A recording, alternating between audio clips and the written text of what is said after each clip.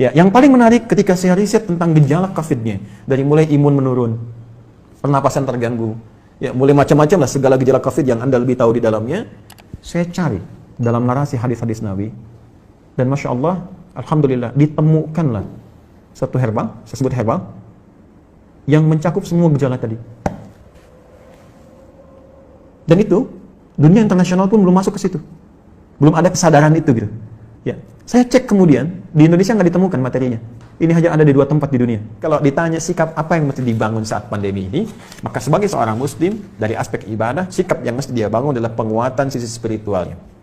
Ya, nanti di sini saya turunkan ada beberapa ayat di bagian ini, yang memberi petunjuk langsung kepada kita. Jadi kalau nanti ada yang terkena COVID-nya misalnya, itu nanti mohon izin Prof, ada langsung zikirnya dibimbing oleh Al-Quran. Ya, bisa zikir yang standar Quran surah ke-26 ayat 80, zikirnya Nabi Ibrahim tuh. Wa idza maridtu fahuwa yashfin. Harus optimis. Kalau saya sakit pasti disembuhkan. Itu indah sekali di Quran itu. Jadi kalau Anda sakit pun mesti optimis sembuh.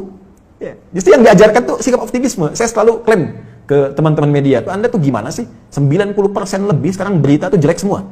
Kenapa nggak ditampilkan yang baik-baiknya? Ini sembuh begini, ini kekuatan begini. Itu kan motivasi gitu. Sekarang kita lihat setiap berita tuh A sampai B. Saya dari bangun tidur itu, ya setelah sholat, ngaji, macam-macam, saya jejerkan berita luar dengan dalam negeri. Itu beritanya 90% ke atas, jelek semua. Ini membuat manusia itu nggak semangat gitu. Ini mungkin frame yang kita mesti bangun. Mohon izin saya selesaikan sebentar. Nanti ada zikir yang standar, ada zikir Nabi Ayub. Ya, kalau orang sudah mulai vonis dokternya ini sulit, ventilator sudah dipasang, sesak macam-macam.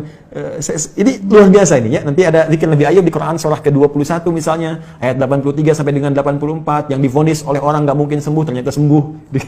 Sekali lagi, optimisme yang dibangun, inna ma'al usri yusra, ini pasti selesai, bahasa psikologinya. La yukallifullahu nafsan illa wus'aha, nggak mungkin saya diuji kecuali saya mampu mengatasi itu semua. Itu kalimat-kalimat positif dalam psikologi yang bisa membuat imun kita semakin naik.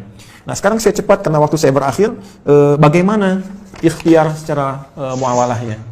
Ya, tadi saya sudah singgung, ini barangkali mesti dikoordinasikan, dan alhamdulillah di pemerintah sudah membuat gugus tugas kan, gugus tugas COVID, ada penanganan secara sosial, sudah ada social distancing, physical distancing, sampai masuk juga ke ranah-ranah ibadah yang mau ke masjid ya, itu sudah ada fatwanya tersendiri. Itu nanti penerapannya itu yang harus disosialisasikan ke masyarakat, karena setiap tempat bisa beda kebijakan ya, nggak semua dipukul rata gitu. Ini kan menarik juga, satu wilayah yang sangat dalam nggak ada COVID harus social distancing di masjid, kan agak aneh juga gitu ya. Nanti itu ada detail tertentu di situ. Saya ingin masuk kepada langkah yang sangat menarik. Prof ini juga herbal, mungkin teman-teman yang lain di kesehatan juga. Tapi saya nggak bisa buka ini ya, spesies genusnya saya ingin buka dulu sebentar. Tapi saya challenge. Ya, Bu Rektor, saya challenge ya nanti tim terbaik dari Unhas. Kalau mau silahkan ke Bekasi, saya tunjukkan. Karena saya sudah uji ini 6 bulan dan alhamdulillah 100% manfaatnya. Saya sudah zoom dengan 9 direktur rumah sakit, dengan pakar-pakar juga, dan kita support juga kepada bahkan beberapa kolega yang terkena COVID juga. Saya tidak katakan obat ya, karena obat harus ada uji klinis. Saya katakan herbal, nabawi, kan? Ini apa namanya? Prophetic healing ya. Jadi pendekatan dari tibbun nabawi, ada sesuatu yang sangat menarik. Nah, saya riset. Sekali lagi, riset. Gejala-gejala yang terkait dengan COVID. Dari hasil tadi, dari yang mohon maaf teman-teman sekalian, ada yang dari Tiongkok tadi, dari beberapa negara yang disampaikan datanya oleh 4 ya, filenya datang ke saya, dan ini hasil riset bukan sembarangan. Dari sini kita petakan kebutuhannya Pak. Saya mau share begini ya, sebelum saya sampai ke herbal dulu. Ini Tiongkok. Ya, saya printkan beberapa halaman, ini ada 140 halaman lebih model Tiongkok ini. Tahukah teman-teman, saat terjadi COVID ini, mereka sudah mempraktekkan apa yang didorongkan bahkan oleh Nabi jauh-jauh hari sebelumnya. Tapi bukan dalam konteks yang pertama ibadah tadi. Dalam konteks kehidupan muamalah dengan seluruh aspeknya, baik sosial, ekonomi, dan sebagainya. Saat terjadi ini, itu saya baca di laporan ini, pemerintah Tiongkok sudah mengumpulkan seluruh ahli medis dan herbal untuk berkumpul mengatasi, dulu masih epidemi, di Wuhan. Mereka kumpulkan semua alternatif. Dan yang paling dahsyat, rahmat yang diisyaratkan Nabi, yang bisa berlaku di konteks muamalah, bisa masuk ke ekonomi, bisa masuk ke ranah sosial, itu mereka praktekkan. Mereka riset apa yang dibutuhkan untuk mengatasi wabah ini, apa saja yang dibutuhkan. Lalu mereka minta ke dunia-dunia luar, dan dunia luar ya luar biasa dengan itikat baiknya. Ada yang nyumbang APD, nyumbang macam-macam. Mereka sudah petakan, oh ini kebutuhannya. Dan sudah dilihat, ini satu hal yang dirasakan akan banyak menyebar. Karena dalam skala global, termasuk khususnya dalam politik global, ini kan isunya luas dengan 3 tipe itu, kan? Ada yang versi Amerika, versi Israel, ada yang versi Cina-nya, kan? Artinya ini kan sudah menyebar dan mereka sudah lihat. Artinya apa? Potensi dari segi muamalahnya, karena ini kan sisi agamanya kosong gitu kan, dalam tanda petik minim lah. Dia tarik sisi ekonominya saja. Bahkan dari tim mereka punya tim khusus yang dalam bidang ekonomi untuk memetakan ada ribuan list yang mungkin bisa dimanfaatkan dengan situasi pandemi ini. Ini bikin APD, ini bikin kits, bikin ini, bikin itu, bikin sampai puncaknya vaksin. Dan mereka sudah prediksi. Akhirnya dari luar ditarik nyumbang ke sana, ketika di luar merasakan sudah mulai terkena dan kesulitan untuk itu, mereka ekspor. Seperti contoh gini ya, kami punya kelas riset. Kelas riset ini basicnya Al-Quran dan Hadis. Ada 5 kelas utama. Di antara 5 kelas itu nanti ada kelas pengusaha, ya, ada kelas dunia kesehatan. Kami tergabung dengan 400 dokter. Ya, ada nakes ya, dan macam-macam. Itu belajar semua kurikulum dari Al-Quran dan Hadis. Sesuai spesialisasinya. Jadi kalau dokter mata, apa kurikulum mata di Al-Quran? Kita turunkan dalam pembelajaran. Ya, dokter gigi, dokter ini macam-macam termasuk kaitan dengan apa yang kita kaji. Saya riset dengan teman-teman yang di dunia usaha. Ini akan ada kebutuhan APD, masker dan sebagainya. Sampai kami buat standar yang nanti akan ditetapkan oleh pemerintah. Ini standar APD. APD yang tersebar di Indonesia itu pionir pertama yang riset di antara kami. Ya, ini yang versi pemerintah untuk distandarkan. Ya. Face shield, kita buat face shield, masker. Tahu nggak teman-teman, Prof? Kita buat face shield untuk bantu masyarakat awal-awal. Bahkan kita gratiskan. Kemudian setelah itu kita ambil bahan baku harga sekian. Dari bahan baku 25.000 baru akan disupportkan ke masyarakat. Sudah ada di salah satu toko, saya nggak sebut nama, yang ngambil dari Tiongkok 60.000 dijualnya dan sudah lolos dengan semua ujinya. Saya ingin lihat dengan persepsi yang lain ya. Saya ingin lihat dengan persepsi, bukan persepsi kita menyoal. Persepsi kita melihat bagaimana Tiongkok membaca peluang menjadikan ini sebagai rahmat dan sekarang diselamatin WHO. Selesai gitu kan. Mereka bebas tapi mereka bisa meningkatkan sisi ekonominya. Kenapa kita nggak riset itu semua? Peluang apa yang bisa kerjakan kita sekarang? Kenapa teman-teman misalnya di wilayah Makassar, Sulawesi bisa tidak membuat batasan terbatas? Kenapa Anda nggak bikin aplikasi? Ya, meningkatkan ketahanan pangan. Riset, siapa yang jualan padinya, siapa yang jualan kentangnya, jualan sagunya, macam-macam. Aplikasi wilayah Makassar saja. Unhas jadi pionirnya. Yang butuh pangan ke sini, butuh ini ke sini. Mereka tinggal klik. Lokal hidup, nggak terganggu. Baru kita ngambil dari luar, itu sisi ini. Ya, yang paling menarik ketika saya riset tentang gejala COVID-nya, dari mulai imun menurun, pernapasan terganggu, ya mulai macam-macam lah segala gejala COVID yang Anda lebih tahu di dalamnya, saya cari dalam narasi hadis-hadis Nabi, dan Masya Allah, Alhamdulillah, ditemukanlah satu herbal, saya sebut herbal, yang mencakup semua gejala tadi. Dan itu, dunia internasional pun belum masuk ke situ. Belum ada kesadaran itu gitu. Ya, saya cek kemudian di Indonesia nggak ditemukan materinya. Ini hanya ada di 2 tempat di dunia.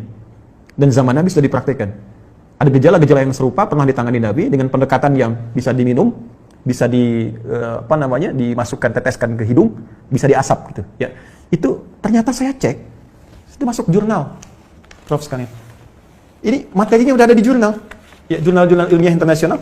Ini saya ada beberapa jurnal nih yang sudah ada, ya. Tapi saya mohon maaf saya belum bisa zoom ya. Maksud saya nanti saya bikin statement di akhir. Ini sudah ada zoom internasionalnya. Ini sudah tahu ternyata khasiat-khasiat ini herbal ini, tapi belum ada kesadaran bahwa ini bisa mengatasi persoalan yang tengah kita hadapi saat ini di pandemi COVID. Ya, saya keluarkan itu, saya lacak hadisnya. Dari sejak 18 Maret saya usahakan, saya dapatkan dari sahabat kami karena ini hanya dapatkan di 2 tempat di dunia. Ya. Di Himalaya dengan di Saudi bagian timur. Ini ada. Saya minta kemudian dan itu alhamdulillah ada. Saya cobakan ya, kita treatment beberapa teman-teman yang isolasi mandiri ya, karena di rumah sakit kan tidak mungkin karena protokol kesehatan. Tapi menariknya kalau ada izin dari keluarga untuk kepentingan pribadi, boleh jadi pendamping suplemen. Kami 6 bulan coba ujikan itu sampai dengan sekarang rekornya 100%. Hanya 3 hari paling lama. Ya, yang terkait dengan COVID ini saya tidak mengatakan obat ya. Kalau enggak besok nanti saya diundang. jadi saya katakan ini ada pendampingan property healing. Kemudian saya sempat share juga Zoom dengan beberapa 9 direktur rumah sakit. Kita berikan bantuan juga itu dengan skala yang sangat terbatas. Dan menariknya, saya coba pesan itu 1 kali lewat online. Ya ingin tahu gitu kan, ada dilacak. Ini sudah jadi produk internasional, tapi dengan arah pengobatan tertentu, bukan ke COVID. Ya, bukan gejala-gejala ini, dan belum tahu kalau ternyata itu bisa untuk gejala yang dimaksudkan. Jadi kalau kita pesan pun ada, cuma kualitasnya belum tentu sama karena ada 15 spesiesnya, 15 spesies. Nah, saya coba pesan, ya saya minta staff saya pesan, coba saya pengen tahu nyampe nggak ke kita barangnya. Tahukah Anda apa yang terjadi? Begitu saya pesannya lewat ke Himalaya, ternyata barang yang datang ke kami harus masuk dulu ke Cina, dan ketika saya terima di Indonesia, addressnya, alamatnya dari Wuhan. Anda bisa bayangkan bagaimana bisa kontrol terhadap itu pun mulai ada kesadaran, dan di beberapa tempat sekarang mulai ada kesadaran untuk itu. Saya sudah menyampaikan kepada relasi terkait teman-teman, saya katakan begini sampai ke negara pun. Jika negara membutuhkan ini dan benar, ya silahkan uji. Rekomendasi kami siapapun yang ingin menguji dari pihak manapun, silahkan uji di lab. Kalau betul terbukti ada manfaatnya, saya serahkan sepenuhnya untuk negara. Saya tidak akan mengambil apapun dari ini dengan kecintaan kami kepada Indonesia. Hanya saya ingin satu saja, sebutkan referensinya bahwa ini dari hadis Nabi. Itu saja. Ya, jadi saya juga challenge teman-teman yang di Unhas, nanti boleh timnya main ke sini, Anda boleh analisis, saya serahkan nanti jurnal-jurnalnya, dipelajari dan sebagainya, hadis-hadisnya, tapi infonya kami sudah 6 bulan melakukan treatment dengan pendekatan prophetic healing ini, dan hatinya 100% sampai dengan hari ini. Alhamdulillah, termasuk kemarin yang di media-media yang diinfokan kolega-kolega pejabat-pejabat, ada yang kami support itu, dan mereka menginfokan juga sangat luar biasa. Ini bisa juga untuk diabetes, bisa. Kemudian kemarin ada yang kompleks antara diabetes dengan liver, dia menggunakan medis, ya medis belum ada pengaruh, mungkin belum cocok saja, mohon izin, ya. Lalu coba kami support dengan itu, dia selesaikan medisnya, dia tidak minum dulu, dia konsumsi itu kami berikan, karena ini hanya 2 pekan, hanya boleh dikonsumsi dalam 2 pekan, kemudian selesai, 1 pekan baru nyambung kembali. Apa yang terjadi? Hanya dalam 3 hari terjadi pemulihan yang sangat luar biasa, dia sudah bisa ke masjid, sudah beraktivitas, dan sudah normal kembali. Saya ingin katakan begini, betapa ini rahmat untuk kita dalam aspek muamalah. Kita bisa terbuka, bangsa kita bisa lebih kreatif, bikin APD, bikin peluang, bikin macam-macam. Semua sifat makro dalam bernegara itu bisa kita dudukan di sini. Jadi dari segi ekonomi apa sih yang bisa kita ambil manfaat dari sini? Jangan dikeluhkan semua. Ya, dari segi ibadah sudah selesai tadi. Ya, dari segi kehidupan sosial seperti apa?